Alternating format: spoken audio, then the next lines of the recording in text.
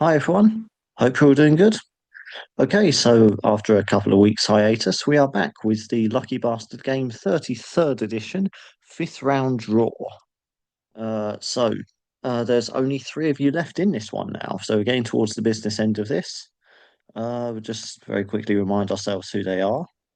They are Bellatrix, Piggy Bank, and Trail Allman. So they're the three hoping to well, at this point, pretty much win the game, really, isn't it? It's obviously um, comes that time where sort of run over the different permutations as to what could happen. So we're very much this. There's a very real chance of this being the last round. Um, so obviously, if two or more of you have winning fighters, then obviously there'll be a sixth round. And Of course, if only one of you is left come the end of this round, then that person will be declared our lucky bastard game champion. Or the third option, which is the absolute worst case scenario, all three of you end up with losing fighters, in which case the wheel is declared the winner, which is we really, really do not want that to happen. So hopefully it's one of the first two options, but even more than any other round, this is a round where you really want to be getting winning fighters in this. They've got a very good chance of winning you the whole game. Okay, so for this round, we have UFC 323, uh, Merab Dvalishvili versus Petty Yarn 2, the rematch. They fought a couple of years earlier, very one-sided unanimous decision for Dvalishvili. And to be honest, I think it's going to be the same thing, really. I can't see this one being any different, to be honest, because Divalishvili has continued to be dominant. He's not showed any signs of slowing down just yet. Um, Petillon's still got time on his side. When I was doing some quick research for this card, I was surprised that he was only 32. I honestly thought he would be mid 30s at this point. I thought he'd have been about 35, 36. So he's still got time on his side. But I think this is still just going to be another run of the mill unanimous decision title defense for Divalishvili. Again, just as he always does, just controls the fight with his wrestling, and and just sort of grind out and win the points that way. And to be fair, Petian himself, when he does win, he often goes the distance as well. He did used to be a bit of a knockout artist, but not so much in recent years. Uh, but um, but yeah, no, Divalishvili all the way for me for this one, to be honest. But you're not here to listen to my predictions about this, even though you inevitably will. Let's just get the first of our three out of the way now. Let's see who Bellatrix is going to be drawn with.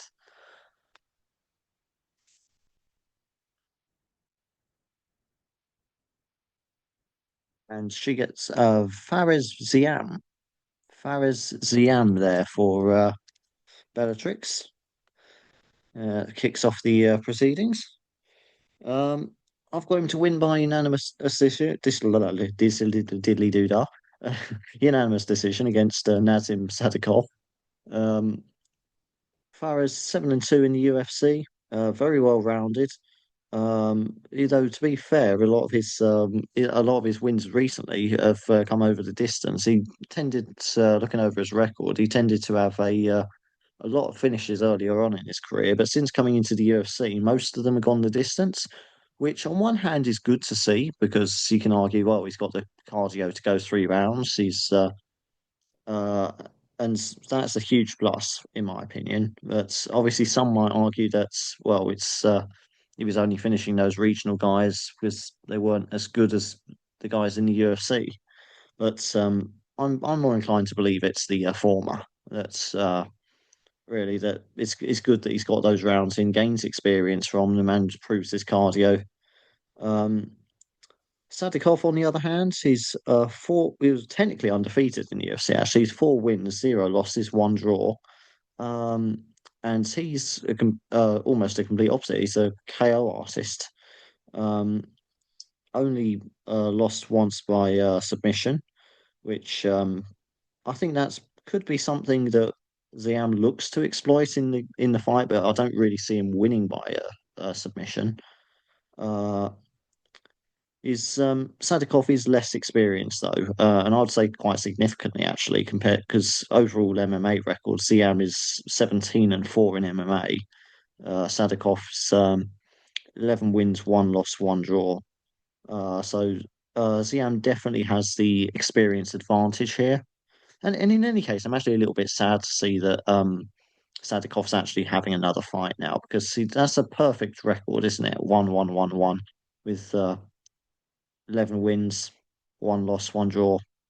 One of those statistics is going to change. It's not going to be a nice little 1-1-1 pattern anymore. It's trivial, I know. He's still got to make a living, but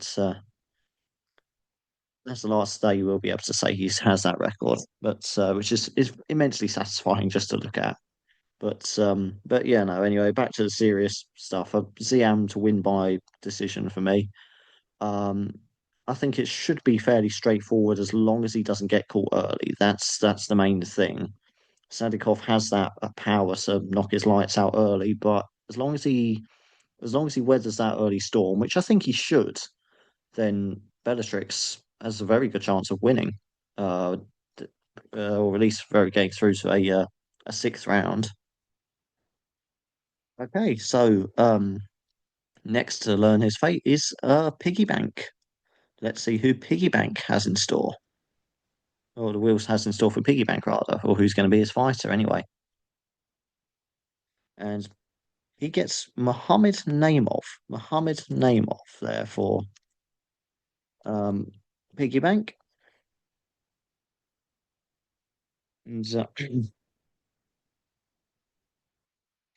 early on the cards here, right at the bottom, kicking off the proceedings against Marion Santos. Again, I've got Mohammed's name off to win by decision. Um, he's 13-3 in MMA, 5-1 in the UFC, so he's already established himself in the promotion. Uh, he tends to look for knockouts. He's proven that he can go the distance, which again is another again, I always take that as a plus just when a fighter shows that they can go 3 rounds. Um, Marion Santos, on the other hand, he's 16-1 in MMA, so a very impressive looking record on paper. Um, he's 3-0 in the UFC, so again, a great start to the promotion there, perfect start. He did miss weight though, 1.5 pounds over. Not great to see fighters miss weight, but I don't think that's a huge deal to be honest. You can look into that either way. Has he got an advantage with that, or was the weight cut so brutal that he cut everything and was still 1.5 over? But I don't think that's going to be a huge factor for this, to be honest. Um, Interestingly, he has all of his fights knockouts or decisions. He's never won or lost a fight by submission. So that's a potential weak spot that name of should, in my opinion, be looking to exploit. And I think if he can, he could potentially win a round by doing that if he keeps it wrestling dominated. But I don't think so because that's not really his normal style. So, but if he did mix it up, I think he could have some success with that. But he will probably also try and want to keep the fight standing as well. So very much a standing affair this fight, and one that I think Mohamed Naimov's going to get the better end of come the end of 3 rounds. So if my predictions are correct, we've already got two people through. If that is correct, if my predictions are correct, though I will note I think that this fight, Naimov versus Santos, is a closer fight than the Ziam Sadikov fight. Um, so a little bit riskier one this one, but still, that's 2 out of 2 for ones I think are going to win anyway. So let's see if we can make it 3 out of 3. Move on to Trail Allman, who's also our last person in this game now. It's going to be a very short video, which I'm sure you'll all be delighted with. But yeah, Trail Allman is the last one to see which fighter he's going to be assigned. He very nearly ended up Mohammed Naimov as well, but he doesn't. He ends up with Antonio Tricoli. Antonio uh, Tricoli there for Trail Orman. And yeah, all I can say is I think this is where that 3 out of 3 streak ends. I think we'll be saying goodbye to uh, Trail Orman because let's just start with the most impressive stats, the betting lines, which is never good when I open up with the betting lines, but because I try not to mention it at all, to be honest. I don't want to promote gambling, but it is noteworthy when a fighter comes into a fight as a plus 750 favourite, which Antonio Tricoli, unfortunately for Trail Orman, is. And um, with good reason, to be honest. Up against Mansur Abdul Malik, knockout artist, usually in the first round. He's had less fights, so Tricoli does have the experience advantage. But as Abdul Malik, 8-0-1 is MMA career, whereas Tricoli's 12-5. But um, that's I think the only advantage Tricoli has is a little bit more fighting experience. Tricoli's had 2 fights in the UFC, lost both of them. Um, he did. He was notably. He'll probably be remembered in the UFC for his loss to Sharia Bullet Magomedov. So no real shame there because he's a very good kickboxer himself. Um, so there's no shame in that loss. But yeah, no, his UFC tenure hasn't been successful so far. Let's be honest. He's looked all right on the regionals. He's established a very respectable record there, but I think it might have just been a bit too soon for him to come into the UFC. And I think the UFC politics is a big part, or fighting politics anyway, is a big part of MMA. And it looks like this is what the UFC are going to do. They've set him up with a fighter, which, to be honest, I don't think he has a chance against. In Mansur Abdul Malik, who, in terms of the betting, is minus 130, or 1300 or 1300. So, um, yeah, this is basically the UFC saying, look, we've not been impressed. This is probably the last fight on your contract, so we're going to throw you in with someone we want to promote, and you can just piss off back to the regionals for all we care. But maybe Tricoli will have another crack at the UFC in the future. I hope so, but this tomorrow night's not going to be his night, I'm afraid. And I don't think it'll be Trail Allman's night either, to be honest. So yeah, I think that's where Trail Allman's run in this game comes to an end. Okay, so that concludes the fifth round draw. I'll just quickly remind ourselves who you've been drawn with. Of course, Bellatrix with Fares Ziam, Piggy Bank with Mohammed Naimov, and Trail Allman with Antonio Tricoli. So, no double ups, no head to heads. So, there's no real Lucky Bastard Game main event, so to speak of. Um, and as for the predictions of who's going through, as I've mentioned earlier, I think that Bellatrix with Farah Ziam and Piggybank with Mohammed Naimov, they both should go through. Tricoli and Trail Orman, as I've mentioned, to be honest, I don't think they've got a chance. I'm sorry, but there's just no other way of putting it. I think they're certain to go. Um, but yeah, Bellatrix, Piggybank. Bellatrix, I think's got the better chance. Got the better fighter in Farah Ziam, as far as I'm concerned. So I am confident Bellatrix will be going through this round. And Mohammed Naimov, oh, he should win, and I'm confident he will.